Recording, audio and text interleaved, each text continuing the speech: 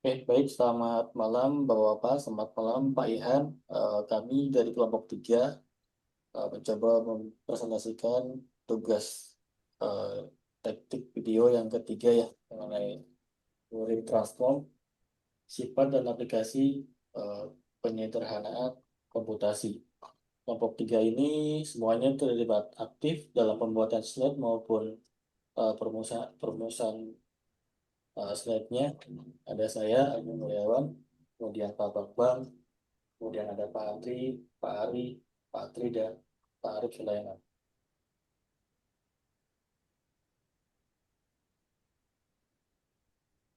Kemudian tujuan dari pembelajaran ini diharapkan kami bisa memahami konsep dasar Fourier transform.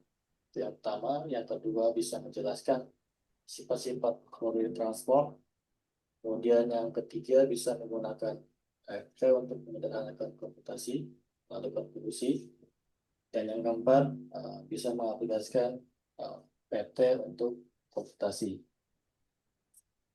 Kemudian definisi Fourier transform adalah sebuah alat matematika yang bisa digunakan untuk mengubah suatu sinyal dari domain waktu jadi domain Fourier, atau intinya adalah setiap sinyal yang sekompleks apapun bisa diuraikan menjadi gelombang-gelombang sinus atau kosinus dengan frekuensi tertentu. Kemudian selanjutnya nanti dijelaskan oleh Pak Bambang. Silakan Pak Bambang. Ya, terima kasih Pak Agung. Saya melanjutkan dari penjelasan Pak Agung ya. Jadi untuk Fourier transform ini kita bisa mengetahui frekuensi apa yang menyusun sinyal, terus berapa besarnya amplitudo setiap frekuensi dan bagaimana pergeserannya dalam fase. Ya. Lanjut Pak Agung. Nah, di sini saya akan menjelaskan ya beberapa sifat dasar transformasi Fourier ini. Yang untuk pertama itu adalah linearitas. Jadi dia uh, uh, Fourier transform itu menjaga penjumlahan dan skala. Nah, jika X1 dalam kurung T itu sama dengan X1 dalam kurung F dan X2 dalam kurung T itu sama juga dengan X2 dalam kurung F, maka untuk A dan B itu berkonstanta seperti ini ya. Jadi ini artinya itu transformasi Fourier bersifat linear. Jadi artinya penjumlahan di domain waktu tetap menjadi penjumlahan di domain frekuensinya. Next, Pak Agung. Dua sifat pergeseran waktu ya. Pergeseran waktu itu adalah kali fase. Nah, jika sinyal digeser di waktu X, T sampai dengan T0, maka di domain frekuensi menjadi E pangkat min J 2pi F T0 dikali X dalam kurung F. Nah, ini intinya itu menggeser sinyal di waktu sama dengan mengalihkan spektrum dengan faktor fase. Next, Pak Agung. Nah, untuk sifat ketiga itulah pergeseran frekuensi, modulasinya terus menggeserkan spektrum. Nah, jika sinyal dimodulasi dengan frekuensi F0, X dalam kurung T, E pangkat J 2pi F0 T, maka di frekuensi berubah menjadi X dalam kurung F dikurangi F0. Artinya, eh, ini mengalihkan sinyal dengan sinus atau kosinus akan menggeser spektrum ke kiri atau ke kanan. Next, Pak Agung. Nah, untuk sifat keempat itu adalah scaling ya. Renggangan waktu itu menjadi frekuensinya mengecil. Nah, jika sinyal direnggangkan atau dipersempit, X dalam kurung AT, maka transformasinya adalah satu per A. 1 per A, X dalam kurung F dibagi A. Nah, ini artinya itu sinyalnya dipersempit di waktu, maka spektrumnya melebar. Nah, kalau misalnya sinyalnya dilebarkan di waktu, maka spektrumnya mengecil. Ini berkaitan dengan prinsip ketidakpastian waktu frekuensi ya. Eh, Cukup sekian dari saya. Selanjutnya akan dilanjutkan oleh Pak Ari. Silakan Pak Ari. Terima kasih Pak Bambang melanjutkan dari sifat-sifat utama Fourier transform ya. Untuk sifat yang kelima itu adalah konvolusi. Yang mana inti dari konvolusi itu ada time convolution, a- di mana frekuensi multiplication atau konvolusi di waktu berubah menjadi perkalian di frekuensi dengan matematikanya seperti X dalam kurung T dikali H dalam kurung T, maka transformasinya itu X dalam kurung F, H dalam kurung F. Begitupun sebaliknya, X dalam kurung T atau H dalam kurung T, maka transformasinya adalah X dalam kurung F dikali H dalam kurung F. Itu biasa digunakan untuk filter atau paling penting dalam signal processing. Next, Pak Agung. Nah, untuk sifat yang keenam itu adalah Hermitian. Secara untuk inti dari sifat Hermitian itu adalah sinyal real dirubah menjadi spektrum simetris. Dengan rumusan matematika, jika sinyal real itu X dalam kurung min F sama dengan X dikali F. Artinya, spektrum sisi negatif adalah cermin kompleks dari sisi positif. Penjelasan yang kedua itu penting dalam FFT karena cukup analisis setengah dari spektrum. Next, Pak Agung. Untuk sifat yang ketujuh itu adalah dualitas. Yang intinya tukar waktu menjadi frekuensi. Jika X dalam kurung T, maka transformasinya itu X besar dalam kurung F. Maka X besar dalam kurung T, transformasinya X kecil dalam kurung min F. Artinya, waktu dan frekuensi bisa bertukar peran. Next, Pak Agung. Sifat yang kedelapan itu adalah sifat diferensial. Artinya turunan yang ditransformasi kali atau Y kuadrat per Pi kali F. Untuk matematikanya turunan sinyal di waktu maka transformasinya dikalikan Y kuadrat Pi F di frekuensi. D per dt X kecil dalam kurung T maka transformasinya adalah Y kuadrat pi f x besar dalam kurung F. Biasa dipakai dalam sistem diferensial atau RLC, kontrol, dan sebagainya. Next, Pak Agung.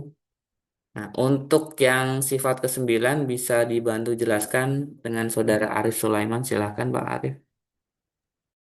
Oke, baik, terima kasih Pak Ari untuk penjelasannya. Lalu selanjutnya itu sifat Fourier transform di mana integrasi. Di sini di mana sebuah sinyal nanti diintegrasikan eh, di domain waktu. Maka ketika di domain frekuensi, operasi ini berubah menjadi pembagian J2PF atau di mana di sini XTDT ditransform menjadi 1/J2PF XF ditambah P X0 theta F. Jadi sifat integrasi inilah untuk memudahkan sinyal secara perhitungan dari domain waktu eh, menjadi domain frekuensi. Lanjut. Nah, yang 10 ini sifat Parseval ya. di mana energi sinyal di domain waktu sama dengan energi di domain frekuensi. Di mana di sini eh, dalam rumusnya itu eh, xt kuadrat dt sama dengan xf kuadrat df. Jadi energi waktunya itu sama dengan energi frekuensi. Di sini itu memastikan bahwa transformasi dilakukan secara akurat secara fisik dan sistematis dan penting untuk pengukuran power sinyal. Lanjut. Oke. Jadi eh, fungsinya Fourier transform ini itu lebih untuk menyederhanakan komputasi di mana konvolusi itu dari perubahan waktu kita ubah menjadi perkalian di domain frekuensi. Ya, lanjut. Nah, ini mungkin untuk sebagai perbandingan contoh di nomor satu ini adalah perhitungan konvolusi dengan di domain waktu dengan cara biasa. Jadi caranya itu lebih untuk yang konvolusi domain waktu ini lebih panjang karena kita harus banyak perhitungan yang kita lakukan dari sliding kita pekalikan lalu kita jumlahkan. Sedangkan dengan menggunakan Fourier transform perhitungan itu menjadi lebih sederhana. Ya, lu langkah-langkahnya itu ya pertama kita eh, zero padding itu menambahkan nol sehingga ini contoh zero padding jadi kita tambahkan nol sehingga eh, panjang domain ini sama lalu kita hitung FFT ini masing-masing jadi tadi dari X ini berubah jadi eh, FFT X sama dengan 6 min 2 plus 2J min 2 lalu min 2 min 2J. Lalu si H-nya itu berubah jadi FFTH sama dengan 2, 1 min J, 0, 1 plus J. Lalu dari eh, hasil transform ini kita kalikan per elemen. Jadi di sini kita kalikan ke elemen pertama dan seterusnya seperti perhitungannya itu di mana 6 kali 2 sama dengan 12, lalu min 2 plus 2J dikali 1 min J itu sama dengan 0 plus 4J, lalu min 2 dikali 0 sama dengan 0, lalu min 2J dikali 1 plus J sama dengan 4. Sehingga itu hasilnya Y sama dengan 12 4J 0 min 4.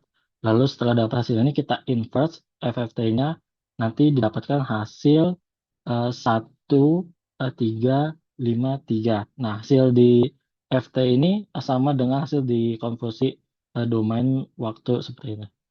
Jadi perhitungannya lebih mudah. Untuk selanjutnya mungkin bisa dibantu oleh Pak Andri.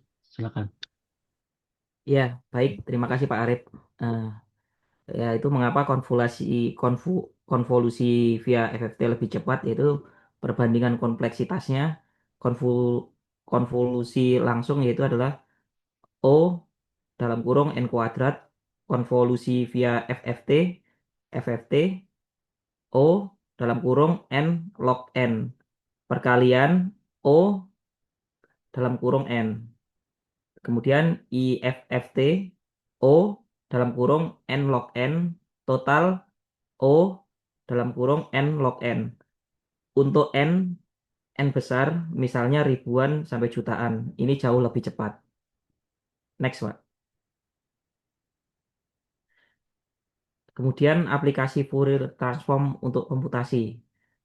Pada bidang filtering, aplikasinya yaitu adalah FFT convolution. Manfaatnya yaitu untuk mempercepat konvolusi. Kemudian image processing, aplikasi untuk blur, sharpen, JPEG. Manfaatnya untuk komputasi cepat dan efisien.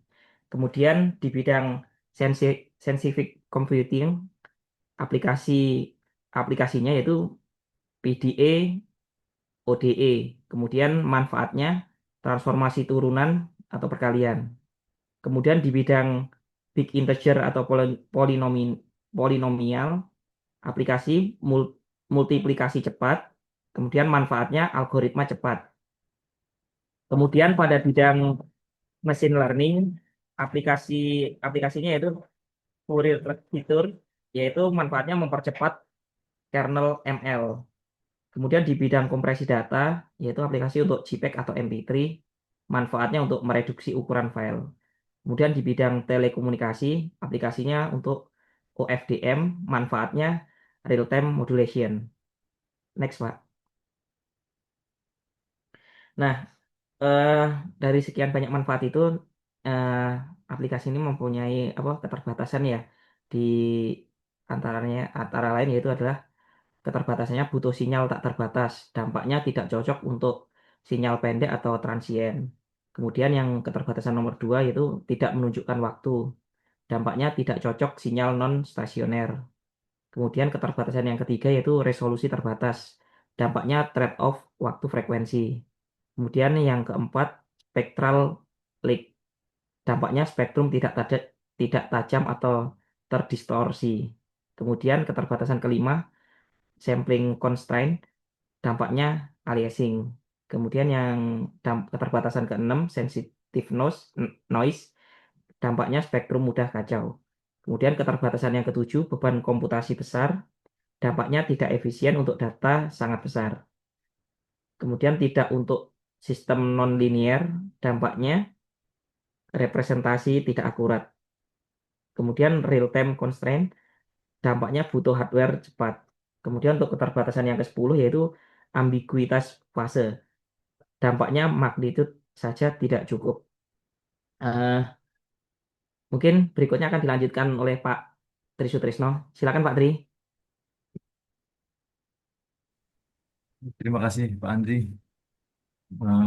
Baik, untuk ringkasan pada slide malam ini yaitu membayangkan Anda mendengar suara musik ya, yang terdiri dari nada rendah atau bass, nada menengah, dan nada tinggi ya. Transformasi Fourier itu adalah seperti equalizer yang menunjukkan komponen frekuensi dari musik.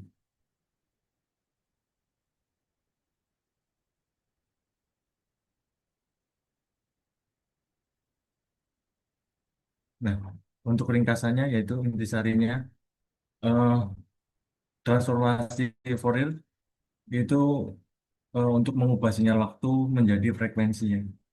Semua sinyal dapat dipecah jadi sin atau cos, dipakai untuk analisis suara, gambar, elektronik, getaran, radar, dan telekomunikasi. Nah, versi praktisnya di komputer yaitu DFT dan FFT. Nah, untuk Fourier transform itu eh, kita dapat melihat bagaimana yang kompleks ya di domain waktu dapat disederhanakan di domain frekuensi. Nah, konsep ini juga dapat menjadi fondasi penting ya dalam komputasi modern dan berbagai aplikasi pengolahan sinyal. Nah, mungkin dari kami, kelompok 3, seperti itu. Terima kasih.